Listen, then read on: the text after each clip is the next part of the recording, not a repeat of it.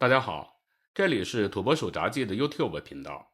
前几天网上出现了不少关于碳14核电池的新闻，大家现在从屏幕上看到的就是3月12号网易对这条新闻的报道。报道中对碳14核电池的性能大加吹捧，称这一成果不仅刷新了人类对能源技术的认知，更意味着中国在核能微型化领域占据了全球技术的制高点。甚至还说，美联社评论称，这可能是继可控核聚变之后，能源领域最具颠覆性的突破。有趣的是，我发现3月14号，网易对碳14核电池的报道内容发生了一些变化。从原来的报道说每克燃料可释放 3.7 万焦耳能量，变成了说2200微毫瓦时每克的能量密度。要知道2200微毫瓦时每克可仅仅相当于7920焦耳每克，这可比3月12号报道的说37000焦耳每克差了不少。当然，也许报道者会说，这37000焦耳每克指的是核材料的能量密度，而2200微毫瓦时每克指的是核电池的能量密度。由于核电池不可能全部是由核材料构成的，其中必然要包含其他的成分，因此能量密度有所降低。但其实，如果这37000焦耳每克真的是指核电池中作为辐射源的碳14的能量密度，这个值就显得太低了。事实上，每克纯碳14所包含的核衰变能大约是338百万焦耳，是 3.7 万焦耳的9000多倍。关于这点，咱们下面就会提到。不过，前后这两篇报道都在强调，碳14核电池具有超高的能量密度，理论寿命上千年。一块核电池真的能仅凭较高的能量密度和长的寿命就能有广大的应用市场吗？今天咱们就来看看这个问题，这种所谓的上千年寿命的核电池的应用价值到底有多大？首先，在了解核电池的使用价值之前，我们首先需要了解一下核电池和普通电池的区别。普通电池也被称为化学电池，主要可以分成一次性的干电池和可充电的充电电池。干电池在出厂的时候，电能就已经存储其中，而且所存储的电能在消耗完之后无法再次补充，就只能废弃。这一点就和核电池非常相似。核电池的电能也是在出厂前就已经存储在电池里了，只不过干电池的电能来自于化学能，而核电池的电能则往往来自于其内部核材料的核衰变能。说到核衰变能，我又需要向大家简单的介绍一下核能。目前核能的利用方式主要有3种，它们分别是核聚变能，也就是较轻的原子核聚合释放出来的能量，比如恒星所发出的能量，或者是氢弹。第二种是核裂变能，也就是较重的原子核裂变时产生的能量，比如核电站或者是原子弹。第三种是核衰变能，也就是原子核放出某种射线时释放出来的能量。原子核在衰变的过程中可能放出阿尔法、贝塔、伽马3种射线，其中阿尔法射线其实就是氦原子核，包含2个质子和2个中子，它的穿透性是最差的，皮肤或者是一张薄薄的纸都可以把它挡住，因而阿尔法射线的安全性较高。贝塔射线其实就是电子，它的穿透性稍强，需要几毫米厚的铝箔或者是有机玻璃才能阻挡。伽马射线其实就是电磁波，它的穿透性就要比阿尔法射线和贝塔射线强很多，需要几厘米厚的铅板或者是厚铁板才能挡住。需要强调的是，尽管阿尔法射线和贝塔射线的穿透性较弱，但一旦进入体内，仍然有可能造成严重的危害。因此，如果想在体内放置辐射源，必须有严格的防护措施。核衰变过程其实就是一个能量辐射的过程，因此只要加以好好的利用，核衰变能就能够为我们服务。对于阿尔法衰变，人们主要就是利用在衰变过程中产生的热，通过温差发电来服务用户。美国的2个海盗号火星探测器、2个旅行者号探测器，好奇号和毅力号火星车，以及像新视野号、冥王星探测器这样的深空探测器上，都安装了钚238热转换式核衰变电池。依靠这些核电池，探测器即使在没有阳光的情况下，也能够长时间的工作。比如旅行者号探测器自发射至今已经快50年了，在它身上安装的核电池却依然能够以250瓦的输出功率为探测器供电，保证我们至今依然能够收到来自它的信息。对于贝塔衰变，人们主要是利用衰变过程中释放出来的电子，再结合半导体材料，通过类似光伏发电的原理来产生电能。这就是我们目前常见核电池主要采取的一种形式。大家现在从屏幕上看到的，就是去年年初北京贝塔福特新能科技有限公司推出他们的 BV100 镍63核衰变电池时给出的核电池的构造示意图。从图中我们可以看到，辐射源镍63是被上下2层金刚石半导体交换器夹在中间，而形成了一个电池单元。在单元中，半导体上有大量的空穴，而镍63在衰变的时候会释放出电子，这些电子进入空穴就形成了电流。镍63核电池的发电原理就是这样的。最后，人们把多个电池单元连接在一起，形成电池组，再把电池组用保护壳进行封装，一块成品的镍63电池就这样形成了。前2天报道中出现的碳14核电池，它的发电原理和镍63核电池是完全一样的。大家可以简单的理解为把图中的镍63层换成碳14层就可以了。这类电池的原理说起来虽然简单，但关键是生产工艺。比如核材料层的厚度就是个大问题。从理论上讲，核材料层的厚度是越薄越好，这样辐射出去的电子的利用率就会越高。但实际生产中到底能做到多少，就要看工艺水平了。因此，结合自己的实际工艺能力，确定合理的核材料层厚度是一个需要大量的实验摸索的过程。不过，让人兴奋的一点是，核电池中碳14层的生产工艺可以借鉴石墨烯生产过程中的成熟经验，毕竟两者在广义上都属于碳的2维结构。另外，金刚石半导体交换器的厚度确定也是个费工费力的活儿。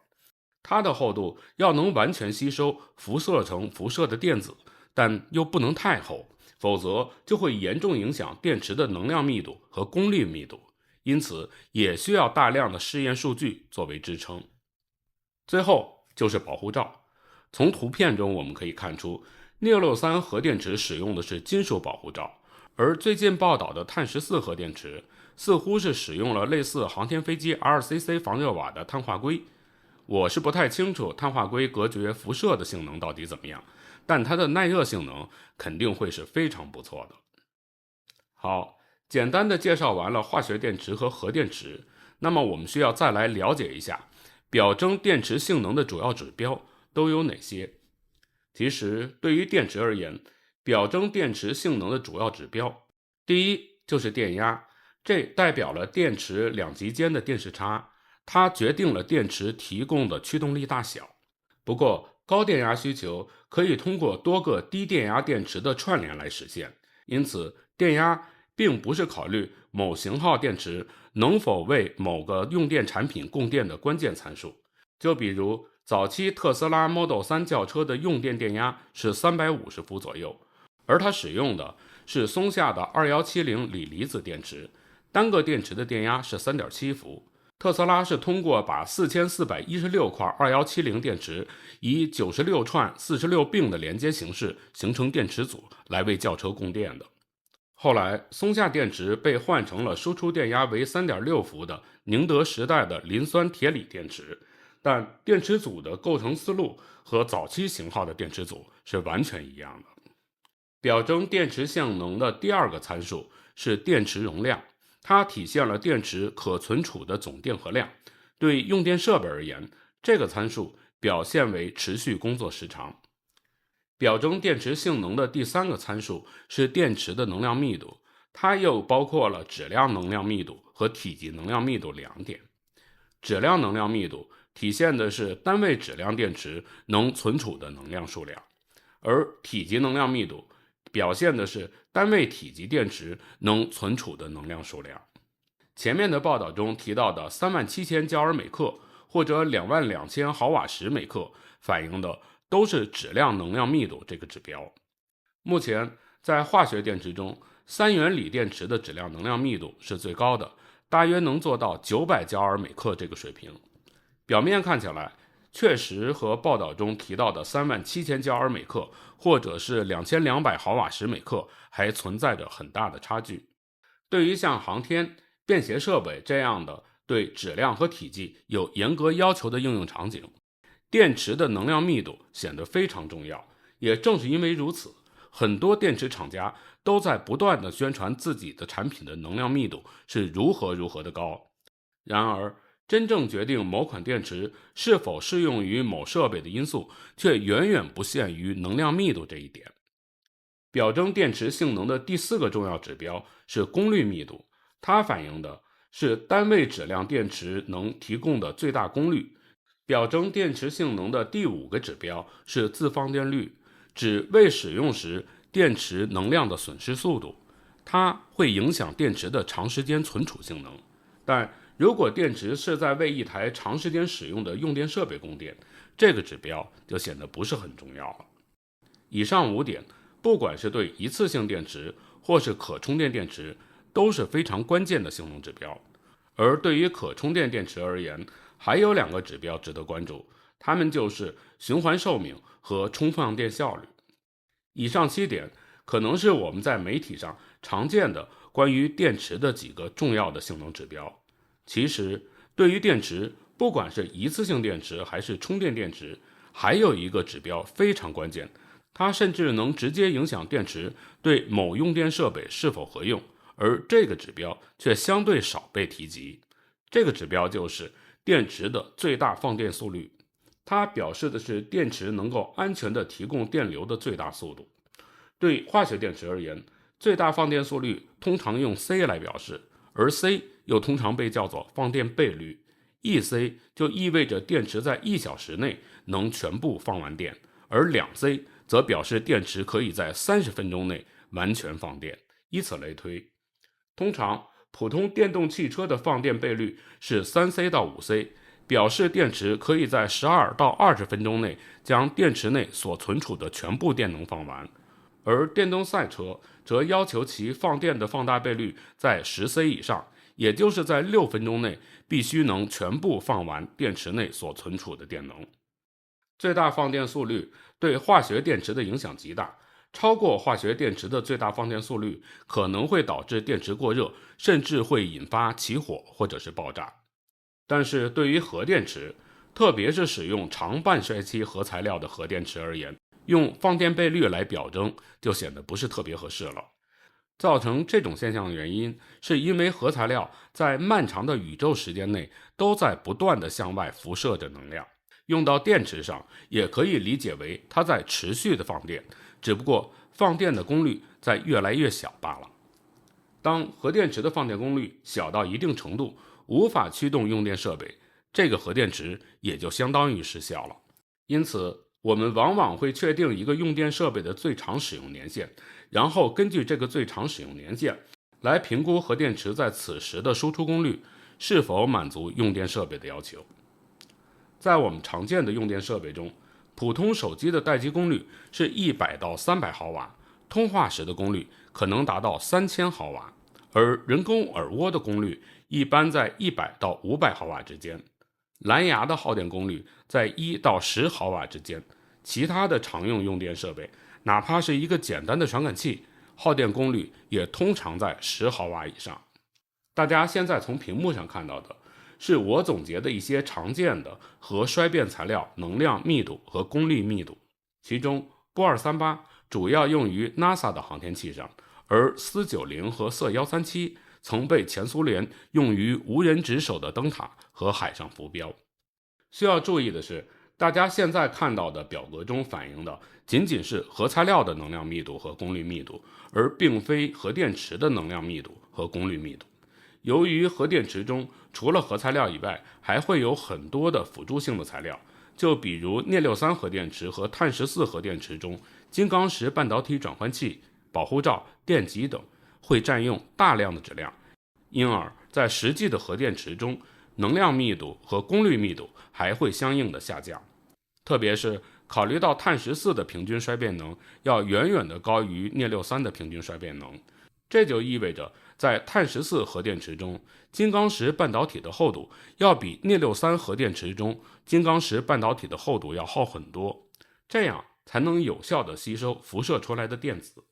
而碳14核电池的防护壳的防辐射性也要比镍63核电池强很多，这样才能保证高能的电子不会穿透防护层而造成危害。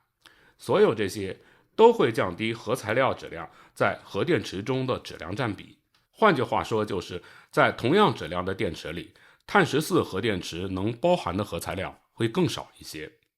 从这个表格我们还可以看出，虽然碳14作为放射性材料的质量能量密度相对比较高，但由于其长达5730年的半衰期，导致其功率密度是这几种材料中最低的。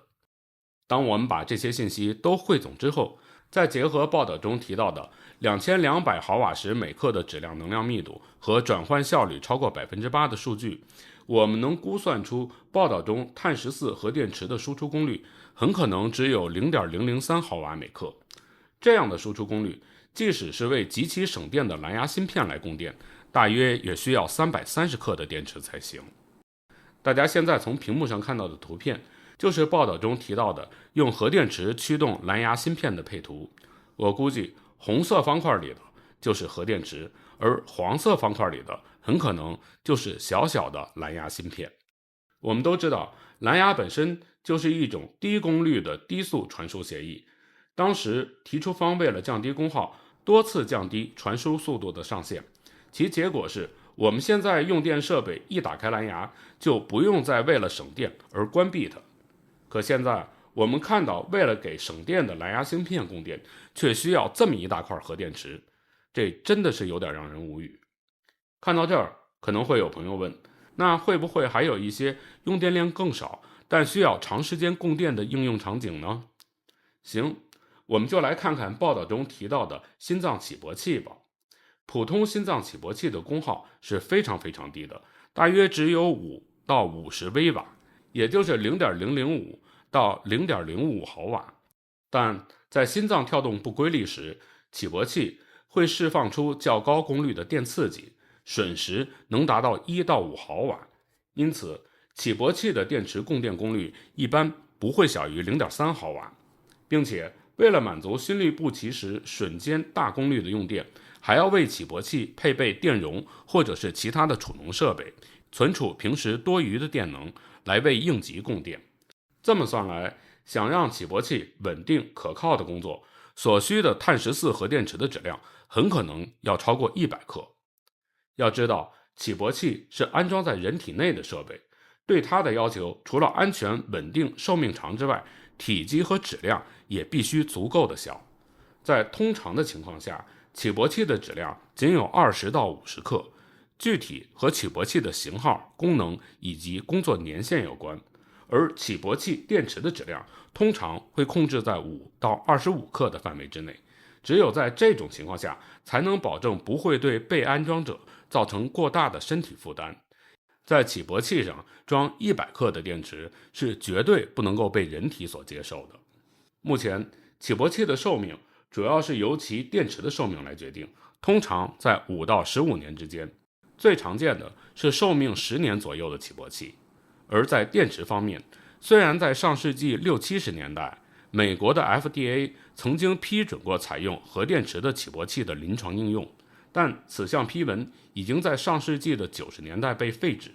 目前，起搏器使用的电池是锂碘电池或者是锂银电池。经过多项实验验证，这2款电池安全可靠，性能稳定，因此应用非常广泛。目前，关于起搏器电池的研究仍在继续，其中比较被大家看好的就包括了葡萄糖燃料电池和具备无线充电功能的电池。这些电池至少从心理上让人觉得更为安全，在体积、重量、供电能力、寿命上也能够满足目前15到20年的要求，因此就更被看好。现在让咱们再回到节目一开始时的那条报道，通过分析，我们已经能明显的看出，首先，利用放射性元素的贝塔衰变来发电的技术，在上世纪的60、70年代就已经开始广泛的应用。现在的核电池并没有取得什么颠覆性的突破。其次，由于安全性的原因，核电池在人体内的应用现在已经被 FDA 所禁止，因此核电池想在生物医学上占有一席之地，必须要通过严格的试验和考核，其难度远高于一款新药的上市，这可能要投入数亿甚至是数十亿美元的资金。第三，在能量密度一定的前提下，半衰期越长的核材料的辐射功率就会越低，相应的核电池的供电能力也会越弱，因此核电池的寿命并非是越长越好，而是在满足要求的前提下越短越好。第四，虽然人类一直在努力降低用电设备的功耗，但至少在目前，功率密度仅仅有几微瓦的核电池的应用面是非常非常窄的，并非具有广阔的市场。好，关于核电池，今天我就和大家聊到这里。不知道您在听了之后有什么别的想法，欢迎您给我留言，咱们可以一起讨论。在节目的最后，我提醒您，这里是土拨鼠杂技的 YouTube 频道，请您订阅我的频道，打开小铃铛，这样您就能在第一时间收到我节目更新的通知。同时也欢迎您转发、评论、点赞。咱们下期节目再见。